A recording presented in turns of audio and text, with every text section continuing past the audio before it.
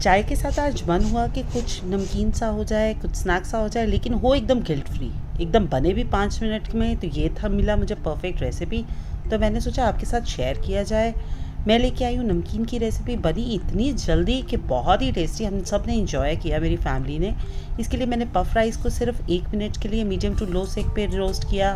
फिर उसी बर्तन के अंदर मैंने आलमंड्स डाले, घी डाला और साथ में पीनट्स डाले। आलमंड्स को आधा मिनट पहले डाला और फिर बाद में इकट्ठे मैंने सबको 1 से 1.5 मिनट भून लिया।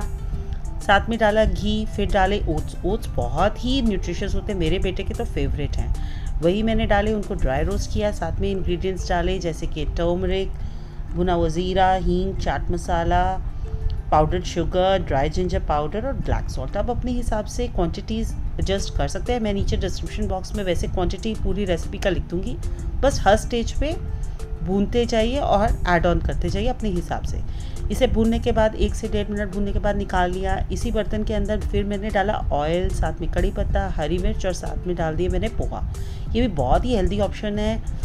मैंने थोड़े थोड़े स्पाइसेस डाले अपने हिसाब से, इनको मिक्स किया और बहुत ही झटपट से ये नमकीन हो गया रेडी।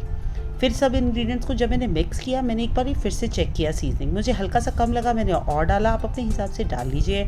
इंग्रेडिएंट कुछ लगे कि नहीं पसंद तो ना डालिए, और कुछ और अच्छा लगता है तो वो भी डालिए। किशमिश बिल्कुल मैंने एंड में डाली, इसे रोस्ट नहीं किया था। इसे अच्छे से मिक्स किया और देखिए कितना झटपट सा मेरा स्नैक हो गया रेडी, जिसे मैंने मंच करने के लिए बना दिया खूब सारा और इन्जॉय किया। फ्रेंड्स, होप सो आपको मेरा आज का वीडियो देख के पसंद आया होगा। पसंद आया तो लाइक और शेयर करना बिल्कुल मत भूलिएगा। कमेंट कीजिएगा कि कैसे लगा और सब्सक्राइब कीजिएगा मेरे चैनल को।